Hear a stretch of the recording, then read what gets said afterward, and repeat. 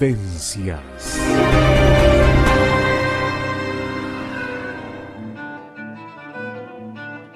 Mano a mano y sin diván. La columna de Jorge Schneiderman en Vivencias.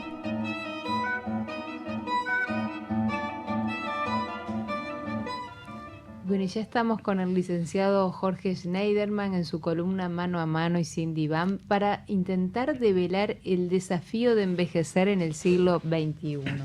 Muy bienvenido. Muchas gracias, ¿Cómo Andrea. estás, Jorge? Como siempre, un lujo, realmente. Un lujo. Bueno, no hemos logrado que estés con el Mundial. Los días tuyos son los martes 16:30, pero estamos un poco desfasados con los días. Digo por si alguien te va siguiendo, que tu día habitual va a ser los martes 16:30. Pero mientras, hasta que no termine este mes de Mundial, vamos a estar en los días que podamos. Está bien, bueno. Y ojalá sea con nuestra selección llegando hasta el final. Claro, ¿no? claro. Estamos todos a la expectativa Sí, del duda. partido de mañana. Qué desafío, ¿no? Envejecer en el siglo XXI, ¿no? Todo un tema. Yo pienso que es envejecer con dignidad, porque no es fácil envejecer. No es fácil hacer frente al declive de un cuerpo, que evidentemente todos tenemos que ir afrontando de alguna manera, y también enfrentarnos a nuevas etapas en la vida que vienen de la mano con estos años, que están los retiros, digamos, a nivel laboral, comienzan a disminuir los proyectos. ¿Cómo se hace para, envejecer dignamente? A ver, la pregunta del millón te tendría que decir, pregunta, ¿no? como para tener 3 días para responder. 3 días, pero empecemos por supuesto. gradualmente, ¿no? Primero, ahí está, de repente sería bueno puntualizar la diferencia que hay entre vejez y envejecimiento, ¿no? Ah, bueno, Ahí ¿cómo está. no? El Sí. envejecimiento es un proceso que comienza desde la mismísima gestación. Claro. Incluso, cuanto más joven es el feto, más rápido se van dando esos procesos, ¿no? Y a medida que pasa el ciclo vital, el individuo va logrando un nivel de desarrollo, llegando a una meseta y luego comienza un declive, digamos, próximo a lo que entendemos que es el momento evolutivo de la vejez. O sea, la vejez es, digamos, forma parte, desde la perspectiva de la psicología evolutiva, desde la gerontología, forma parte de, o sea, es una etapa de lo que se llama el ciclo vital, ¿no? Claro. Desde la infancia, la adolescencia, la adultez joven, el adulto medio, el adulto maduro, bueno, y el adulto mayor, ¿no? O sea, ese declive comenzaría precisamente aproximadamente entre los 60 y 65 años, pero dependiendo también de cada persona. No podemos ingresar en generalizaciones. Ahora bien, la vejez tiene un determinismo más de corte social, ¿no? Claro. Porque ¿cuándo definimos que un individuo es un anciano? ¿Cuándo podemos decir alguien ya es un viejo, ¿no? Claro. Es tan difícil de delimitar, Y eso ¿no? ha cambiado también en el transcurso del tiempo. Si uno se pone a pensar, yo no sé, remontarnos a la niñez cada uno de los oyentes que nos está escuchando, quizás se remontan a su niñez una persona mayor, llamémosla así, para de pronto ya a los 60 años uno la veía mayor, y ahora una persona a los 60 años es una persona llena de vida, de actividades, y no se la considera una persona mayor, quizás. Exactamente, sí. Yo recuerdo que en mi infancia, cuando yo iba a la escuela, venían las señoras a buscar a sus hijos, y eran señoras de 40, 45, 50 años, y tenían muchos aspectos de personas mayores similares a los de hoy de una persona de 65, 70. Claro. O sea, las condiciones, el rigor, el trabajo, las condiciones de vida, lo que era la prevención en salud, determinaba que muchas personas llegaran muy tempranamente a un estado de desgaste o de deterioro, cosa que no pasa en nuestros días. Viste que a mí me gusta siempre retrotraerme un poquito para poder Claro. situarnos y proyectarnos, ¿no? Hacer de repente un abordaje prospectivo de lo que Sí, va sí, a pasar sí. con la población mundial, desde dónde venimos, ¿no? Claro, es El importante. concepto de vejez, exactamente. Fíjate que la vejez en sí como etapa evolutiva no se le ha dado mucho corte, sino digamos, a partir de lo que es la industrialización, ¿no? Con Claro. la necesidad de delimitar los tiempos de la productividad y del reposo, ahí fue cuando se trató de definir, bueno, ¿qué pasa cuando el individuo ya ingresa en una instancia de merma de su capacidad productiva Claro. y dando lugar también por la aparición de nuevas leyes, reglamentos que marcaban un tope para la vida laboral?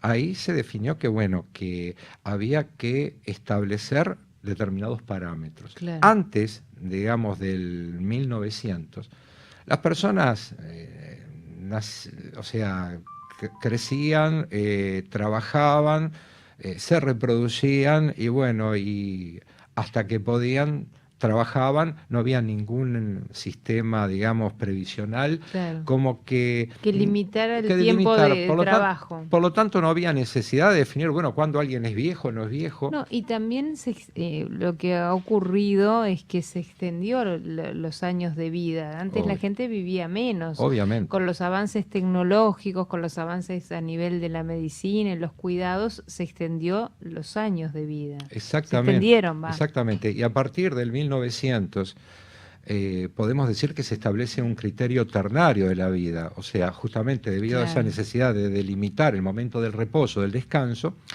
aparece más claramente definido la infancia como una etapa para el crecimiento, la educación, el desarrollo, luego digamos, la adultez, donde el individuo se reproducía, una etapa productiva, y luego la vejez como una etapa destinada precisamente a la jubilación, al Claro, reposo. pero ahora que decís eso, Ujú, pienso que también cambió ujú, en nuestra época el tema de la adultez, ujú, porque antes la gente, por ejemplo, se casaba más joven, ujú, tenía los hijos más jóvenes, y ahora las prioridades, también siempre volviendo a nuestros tiempos, ujú. ¿no?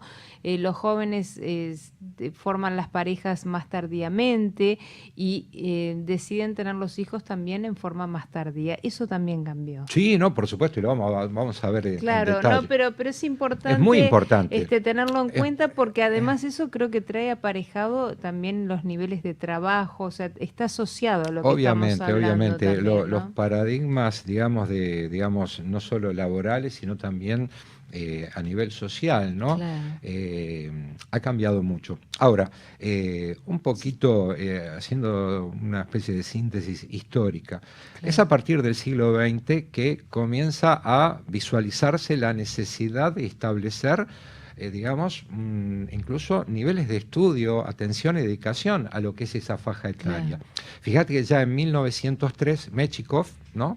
un biólogo ruso, utiliza por primera vez el término gerontología, o sea, la claro, necesidad de hablar de la vejez y del proceso de envejecimiento como una instancia necesaria para poder comprender el ciclo vital y al ser claro, humano a lo largo de todo ese proceso vital. En la década del 30 aparece Cowdery que dice, bueno, marca, digamos, un hito con un libro, Problemas del Envejecimiento, ujú, donde genera una apertura e insta a distintas disciplinas a realizar un abordaje multidisciplinario, claro, fíjate, fines de la década del 30. Ya si recordás lo que hablamos en torno al Big Bang tecnológico, sí, también a partir de la mitad del siglo XX se produce un Big Bang demográfico. claro, Comienza a envejecer la población mundial. ujú, ¿Por qué? Por los avances a nivel de la medicina, la biología, las condiciones de vida, a nivel de la inmunología. Se claro, establece una actitud precautoria, una mayor previsión, cambia la alimentación, las pautas educativas, las políticas de salud a nivel ujú, global. Entonces ahí como que comienza a darse una apertura, un crecimiento exponencial que va a ser eclosión justamente a las puertas del siglo XXI. Claro. Fíjate que para el 2002 ya la población de adultos mayores de 60 años era superior a la de niños menores de 5. Claro. Y se dice que para el 2022 vamos a estar en 1 millón de personas mayores de 60 años. Calculá, digamos, Claro. o sea, lo importante. Ahora, ¿qué pasa? No se ha visto acompasado todo ese crecimiento, todo ese digamos, incremento de las posibilidades de vida, las expectativas de vida, con condiciones adecuadas como para darle a esos años, a esos buenos años que se le fue ganando, digamos, A la vida. Darle cualitativamente una vida digna, darle, digamos, condiciones que permitan que los adultos mayores se sientan incluidos y que no pasen a ser actores secundarios, o peor Claro. aún, como suele suceder, extras Claro. de la vida contemporánea, Qué ¿no? importante eso que decís. Mira, yo acá tengo en nuestro país, ¿no? El artículo 2 del Código del Adulto Mayor se considera un adulto mayor que pertenece a la tercera edad cuando está comprendido entre los 65 y 80 años de edad. El artículo 3 dice, se considera que el adulto mayor pertenece a la cuarta edad cuando supera los 81 años de edad en adelante. Creo que esta es parte de, digamos, la definición de las franjas que, como bien tú señalás, no es tan marcado. Uno dice, es lo que establece a nivel del Código del Adulto Mayor, a nivel de códigos, pero quizás haya gente que no entre paramétricamente en estos estatutos. Son criterios estadísticos. Claro. Fíjate, Andrea, que en el último censo del 2011 surgió una cifra interesante, 624.000 adultos mayores, o sea, personas mayores de 60 años. Dentro del contexto de nuestra población nos habla de algo así como un 19%. En ese sentido, tenemos una población sumamente envejecida y tenemos, digamos, guarismos similares a los de Francia. Claro. Siempre hemos tenido, esto lo hablábamos ya con el profesor Nelson Goldstein, qué sé yo, hace 25 o 30 años atrás, ¿no? La peculiaridad del Uruguay, de que un poco por sus condiciones, las condiciones de vida, el nivel cultural, el nivel de su medicina, ha podido darle, digamos, ha podido prolongar de acuerdo a estándares de sobrevida que suele haber en países del primer mundo. Claro. Ahora, ¿están dadas las condiciones como para que esos adultos mayores tengan una inserción activa, se sientan productivos? Nosotros escuchamos generalmente, cuando hablamos con una persona adulta mayor, Sí. muchos, la gran mayoría, se sienten como a destiempo, ¿no? O sea, como que en mi tiempo, no asumiendo que este tiempo también es el de ellos. Claro. No existe en mi época mi tiempo. Uno puede decir en mis años de juventud, pero en mi época hay como una sensación de no pertenencia. Claro. Un poco también pautado por lo que hablamos en los programas anteriores en cuanto a que es difícil también insertarse en un contexto donde ha habido cambios. Sí, pero yo siento, no sé si es un sentir, ¿no? Pero me parece que la gente más grande se ha ayornado a la tecnología. Mucha, pero no toda. No toda, pero gradualmente se van ayornando, Sí. y van con ganas de insertarse en estos cambios.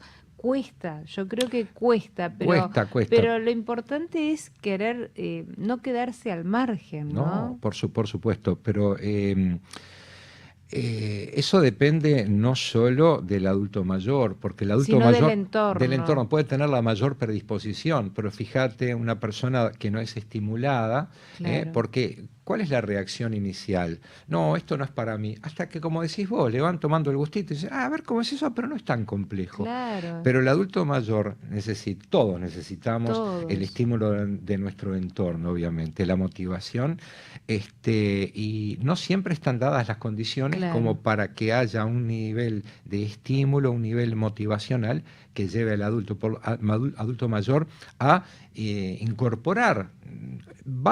Eso se va a ir produciendo, obviamente, dentro de 20, 30 años, no va a Claro. existir brecha digital, brecha generacional. Pero más allá de todo eso, hay otros impedimentos para una inclusión, para una adecuada incorporación a la vida activa.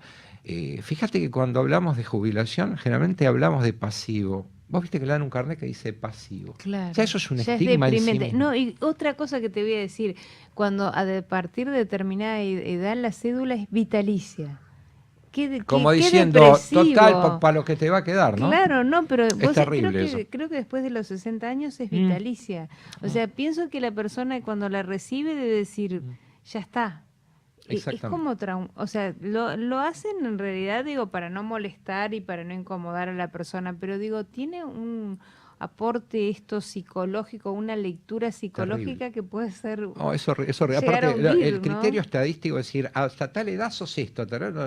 Es como decía una vez un amigo mío, che, cumplí 60 años, si me llega a atropellar alguien me van a decir, van a anunciar, sexagenario fue embestido. Claro. Ya es el estigma de poner la faja etaria como un paso más allá de lo que es este mundo adolescentizado, ¿no? La juvenilización, adolescentización del mundo hace justamente, estigmatiza, marca un hasta aquí sos joven, a partir de ahora sos un veterano, ¿no? Yo creo que de todas maneras esos criterios estadísticos son, como el concepto mismo de vejez, algo socialmente determinado, porque de acuerdo a cómo uno ha vivido, habrá de envejecer.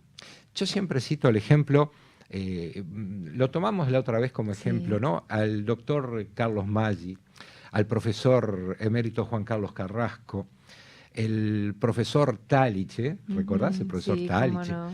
Ahí está. Y bueno, otras tantas egregias figuras. Daniel Vidart, el amigo y excelente persona que sigue regalando su conocimiento a los 98 años, activo en Facebook, da conferencias, escribe libros y siempre está por sorprendernos con algo. Claro. Son personas que a lo largo de la vida han ejercitado el arte de pensar, de hacer, de producir. Eso qué importante, ¿no? Tendremos que irnos a una breve pausa, pero vamos a quedar con este concepto. Qué importante es para envejecer dignamente o para llevar los años con dignidad y asumirlos, como es el ejemplo que tú venís citando de estos hombres tan valiosos nuestros. ¿Qué importancia tiene entonces, y retomemos si te parece luego de la pausa, el estar activos mentalmente, ¿no? Que creo que es gran parte de ese motor que nos mantiene jóvenes y activos, ¿no? Exacto. Porque la juventud creo que no pasa tanto por los años, sino por el espíritu que uno le ponga a la vida, Por ¿no? Por supuesto. Lo vemos ahora. Hacemos una breve pausa y enseguida continuamos con el licenciado Jorge Schneiderman en su columna Mano a Mano y Sin Diván aquí en Vivencias.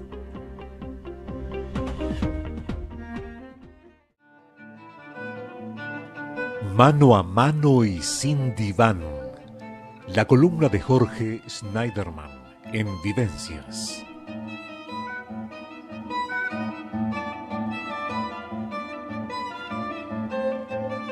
Continuamos en Vivencias aquí en CX28 Radio Imparcial con el licenciado Jorge Schneiderman en su columna Mano a Mano y Sin Diván, intentando abordar el tema del desafío de envejecer en este siglo XXI.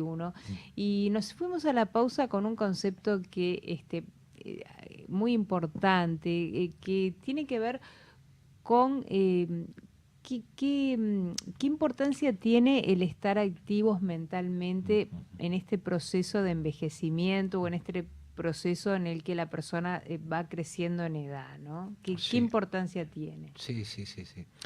Fíjate que desde la noche de los tiempos existe una gran preocupación por entender primero cuáles son, digamos, los misterios que dan origen a la vida, pero también el deseo de prolongarla, ¿no? Claro. Desde la época, desde los tiempos de la Grecia antigua, de Roma, ¿no? Grecia, ¿no? Ese lugar donde el frondoso árbol de la filosofía echara sus más profundas raíces, ahí surgieron un montón de pensadores como Platón, Aristóteles mismo, que entendían que la mejor manera de lograr prolongar la vida, pero no solo prolongarla, sino llegar en mejor condición, era precisamente apelar a una vida saludable, en contacto con la naturaleza, una adecuada alimentación y por sobre todo pensar y tratar de razonar las cosas, no fluir con la vida, sino tratar de interpretar la vida, interpelar la vida, tratando de tomar lo mejor de ella, ¿no? Claro. Los romanos también entendían que la mejor manera, ¿no? Séneca escribió un libro maravilloso que se llama De Senectus, cuando él tenía 57 años, ¿no? Que era casi como que estaba en el tope de la existencia, como un compendio de su experiencia, y decía exactamente lo mismo. En la Edad Media, Maimónides apelaba también a lo que era una vida saludable que permita acceder a una vejez digna. Y acá está el concepto de vejez digna, ¿no? O sea, no el tema es simplemente acceder a una larga vida, sino cualitativamente poder tomar lo mejor de esos años. La mejor manera de llegar a una vejez saludable, es muy recurrente la pregunta, ¿cómo evitar el Alzheimer u otras tantas de las formas de la demencia senil? Y bueno, mantenerse... O del deterioro cognitivo, el deterioro cognitivo, ¿no? Si bien hay, como decíamos hoy, luego de esa meseta, un declive donde por ahí existe un deterioro esperable dentro de lo que son las capacidades cognitivas, es realmente importante mantener a lo largo de la vida un interés por la lectura, un interés por el conocimiento, más allá de lo curricular, más allá de lo estrictamente académico, leer el diario siempre, consuetudinariamente, imprimirle a la cotidianeidad instancias donde uno se contacte con conocimientos, informarse, tratar de interactuar, la interacción social, permiten mantener, ¿no?, digamos, esas capacidades, digamos, indemnes hasta el momento en que se supone sí hay un declive. ¿Qué es lo importante entonces? No ceder ante esas circunstancias que nos impone a veces el ordenamiento legal, que a los 60 años nos retiramos. Hay gente que lo toma a pie juntillas y comienza y dice, bueno, hasta acá llegué, ahora me voy a dedicar a descansar o voy a desentenderme todo esto. Y como que hay una, digamos, una desatinada actitud en cuanto a lo que es el descanso. Después de determinada edad, las capacidades cognitivas se pueden mantener intactas. Al contrario, el cúmulo de experiencia nos permite sobrellevar esa merma que puede haber desde el punto de vista cognitivo, porque se compensa. La experiencia de vida es un gran factor, digamos, compensatorio de ese deterioro. A su vez, dentro de las posibilidades, tratar de no desentenderse directamente de los intereses que uno mantenía previo al retiro, ¿no? Hay personas que dicen, bueno, yo ahora no quiero enseñar más, no quiero, ya leí bastante, ya trabajé bastante, ahora quiero descansar. Hay una actitud errónea, ¿no? Descansar no significa dejar de pensar, dejar de hacer.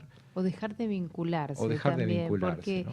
qué importante son las relaciones vinculares, ¿no? Porque pienso que una persona que se retira porque ya llegó la época de su jubilación y de pronto tiene menos relacionamiento, también ocurre otra cosa, empiezan a fallecer sus pares, ¿no? Que eso es un duelo importante que hay que asumir en la vida. Y entonces el relacionamiento también parece que se va acotando, ¿no? Entre pares, digo. Lo que pasa es que la relación interpares es fundamental por aspectos identificatorios. Uno se siente contenido dentro del mismo grupo etario, ¿no? Claro. porque hay mucho en común, mucho por recordar.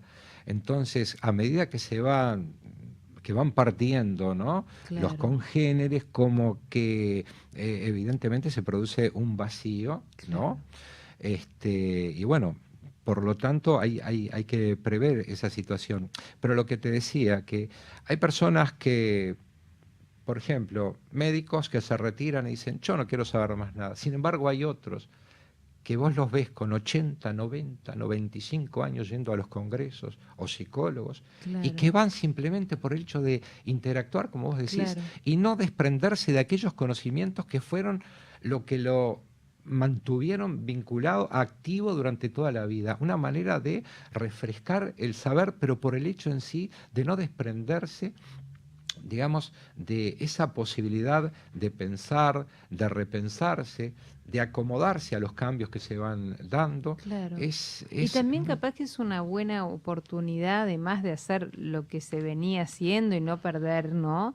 Eso que tú bien señalás, descubrir cosas nuevas, exactamente. de pronto actividades que siempre fueron un pendiente y que nunca esa persona tuvo oportunidad de hacerlas, y es un buen momento para emprender cosas nuevas, No, no ¿no? tengas duda, las asignaturas pendientes. Claro, Pedro Figari empezó a pintar a los 57 años, sí, en un sí, momento de la vida en que 57 años era algo así como empezar ahora a los 85 más o menos. claro, ¿Eh? Tantas personas de repente que a lo largo de su vida se ven condicionadas por la necesidad de trabajar en algo que no le gustan, ¿no? Y por lo tanto ujú, son, como decía el recordado Facundo Cabral, el que trabaja a lo largo de la vida en algo que no le gusta, aunque le paguen bien, es un eterno desocupado. claro, Y hay personas que no tienen más remedio que trabajar durante 40 años en algo que no les gusta y reprimen o dejan de lado de claro. repente la posibilidad de desarrollarse. ¿Qué es lo mejor que pueden hacer? Ujú, ¿Le gusta la pintura?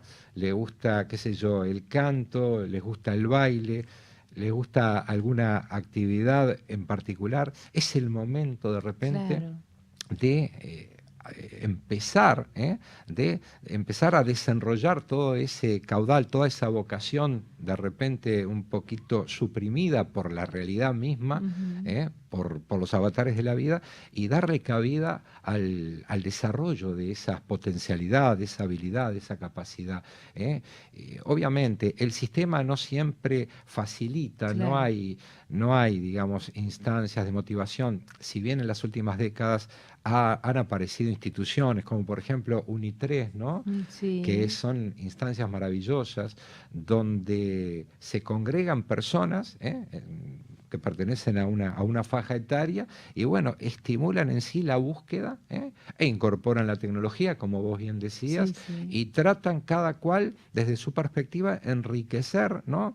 Y un poquito alimentar, retroalimentarse en la búsqueda de nuevas motivaciones y nuevos estímulos que hagan de los años mayores algo disfrutable, algo motivante, ¿no? claro. Estamos en los últimos minutos y creo que es muy importante este tema que nos traes y que pones sobre la mesa, que quedan muchísimas Pa, cosas sí. para seguir hablando, pero qué importante es ponernos a hablar de un tema que es, como con las cifras que has compartido, Mm, con una dimensión tan grande, y que nos enfrentamos a una población totalmente envejecida, sí. ¿no? De allí tomar conciencia y medidas para afrontar lo que viene, ¿no? Sí, sí, sí, sí, sí, no, por supuesto. Eh, si bien hay algunas, digamos, políticas muy, digamos, interesantes que han producido auspiciosos cambios, ¿no? Por ejemplo, eh, la inclusión de repente a la tecnología, sin Claro. ingresar en terrenos políticos en No, no, no, absoluto, no, pero simplemente de que la facilitación, digamos, genera inclusión. claro, Falta mucho por hacer. sí, Vemos sí, todavía que vamos a instituciones del Estado donde supuestamente a las cuales acuden supuestamente gente muy mayor y que para avisar el número hay un monitor de 20 pulgadas a 10 metros de altura y de repente eso no es inclusivo, ¿no? ujú, Hay lugares donde todavía personas con trastornos en su motilidad se ven impedidas de acceder, por lo tanto, o espectáculos públicos, si bien ha habido cambios, Y eso también forma parte de la calidad de vida a la que puede llegar a acceder y la motivación para salir, ¿no? Claro. Una persona adulta mayor que tiene que ir a hacer a veces, qué sé yo, un trámite a la Intendencia o al BPS o a la DGI, debe imperiosamente ser acompañada por alguien porque no se toman los recaudos, ¿no? Lo mismo Claro. que pasa a otros niveles. Hay muy pocos semáforos para ciegos, por ejemplo, en Montevideo, ¿no? Claro. Y eso también genera, eso es exclusión, ¿no? Ujú. Yo creo de todas maneras que progresivamente se van a ir incorporando esas cosas, así como se están incorporando programas de inclusión a nivel de Internet para que personas a través de determinados programas puedan ver facilitado su navegación por Internet, y por eso vemos que hay cada vez más personas, adultos mayores, que integran las redes, ¿no? Claro, Y claro. eso está bueno. Bueno, resta mucho por hacer. Yo creo que lo importante es tratar de darle al adulto mayor la posibilidad de recobrar un protagonismo, porque este tiempo que nos toca vivir nos comprende a todos, Claro. cada cual desde su lugar. Esa merma que vemos, o sea, que es ostensible en las personas que pasan determinada faja etaria, se ve muy compensada generalmente con el bagaje experiencial que logran Claro. acumular a lo largo de toda la vida. Es importante. La sociedad occidental ha perdido de vista también, quizás en base a toda esta transformación y todo este Ujú. desarrollo tecnológico, lo que representan los adultos mayores como reserva, Claro. no solo anímica, emocional, sino de sabiduría. Tenemos mucho que Que en aprender. Oriente tienen otro concepto totalmente diferente. Exactamente, Andrea, tenemos mucho que aprender, no solo de Oriente, hay las comunidades indígenas de Indígenas nuestra América también, sí, Latina es y de verdad. los Estados Unidos. Vos escuchás manifiestos de los indios cheroquis que son una maravilla, Ujú. donde hablan justamente de consultar al mayor, al que recorrió más camino, el que fue aprendiendo y acumulando a través del tiempo, a través de las vivencias, que fue incorporando la sabiduría y verterla luego en la comunidad. Nos estamos olvidando un poquito de eso. Le estamos dando demasiado lugar a la tecnología y nos olvidamos de lo importante que es.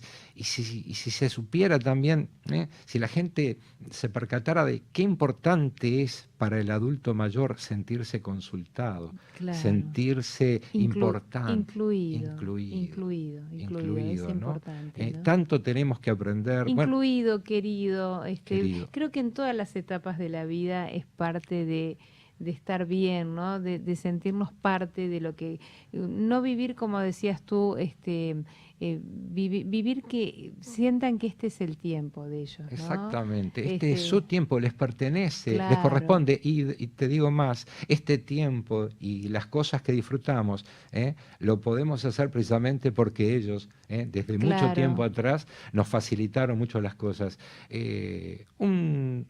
Quisiera hacer una puntualización sobre qué está pasando también con el tema de los ancianos que hoy, por la vorágine cotidiana, se ven muchas veces obligados, por sus propias circunstancias o mismo por actitudes de sus familias, a ser relegados, muchas veces depositados en lugares inapropiados. El desarraigo que significa, y no me refiero a las instancias en que no hay más remedio, sino que habiendo a veces posibilidades, hay familias que optan por un tema de comodidad, de quitarlos, desarraigarlos. No hay nada más trágico para una persona que siente que el muro que lo separa del final comienza a adelgazarse hasta transparentarse y verse apartado de sus afectos, de sus bienes materiales, que también forma parte de su acervo, Claro. digamos, forma parte de sus cosas, de su universo. Es muy, digamos, trágico, es muy penoso ver la sensación de vacío que sienten algunas personas que se sienten desplazadas de sus propios hogares pudiendo aún permanecer en ellos y a veces por un tema de comodidad, sufren ese desplazamiento involuntario. Y hay que ponerse en el lugar del otro. Ahí falla mucho la otredad. Porque, ¿qué es la otredad sino ponerse en el lugar del otro? Precisamente, como digo siempre, porque el otro en cualquier momento puedo ser yo. Y con suerte llegaremos a viejos. Claro, nos daría para un programa entero, porque en esto que ya estás poniendo sobre la mesa, muchas familias, no digo que es no es el ejemplo que tú estabas poniendo, Claro. pero tienen que tomar necesariamente esa decisión porque es una persona que tiene un deterioro cognitivo importante, no pueden estar solos, y es una decisión también por parte de la familia, es muy dura, es muy difícil. Creo que daría un programa entero para hablarlo, porque no es fácil de ninguna de las partes, ni del adulto mayor que tiene que ingresar en un centro de estas características, como tampoco la decisión familiar. Creo que daría realmente para un programa entero, porque es muy, muy delicado el tema. O sea, obviamente que hay situaciones en que es imperioso, es necesario y sumamente positivo la internación, porque va a obtener un adecuado tratamiento y se va a poder cumplir justamente con los cuidados que corresponden. Claro. Yo me refiero al otro, ¿no? A ese desapego que a veces por un tema de comodidad. Por eso, obviamente, las generalizaciones jamás son buenas. No, pero quise hacer ese detalle porque quizás haya algún oyente que haya tenido que tomar esa decisión que es tan dura. Obviamente. Y entonces no me gustaría cerrar con esa imagen de que, para nada. Que viste que puede ser, es muy delicado esa línea en la que te metiste, y creo que daría sinceramente para un programa entero para hablar de los temas, del tema de los hogares para adultos mayores, que es una decisión no fácil para nadie, pero que creo que también hay muchos hogares en los que se los cuida muy bien, y que por supuesto que sí. Y que son realmente centros donde se apuesta a la calidad de vida de esas personas, sin duda. Como también hay otros que... Como hay de los otros. Los hay de los otros. No, ni hablar. Es así. No, por eso yo hacía la salvedad de que el tema hay que analizar, cada situación en sí es analizable. Es analizable y hay que abordarlo, y no podemos... muchas veces la decisión de internar a un ser querido es muy dolorosa y hasta se vive con culpa. Y no necesariamente debe vivirse así, al contrario. Hay veces cuando hay imposibilidad de cuidar o de brindarle lo que necesita, es sumamente positivo ingresarlo en una institución. Eso sí, hay veces que las instituciones dejan mucho que desear. También. Eso daría, por eso te digo, daría para un programa entero. Para revisar ese tema. Lamentablemente se nos fueron los minutos, pero un placer recibirte, Jorge. Igualmente para mí estar acá. Estar en tu columna mano a mano y sin diván. Un placer. Un gusto para mí. Hacemos una breve pausa y ya está Nelson. Vivencias.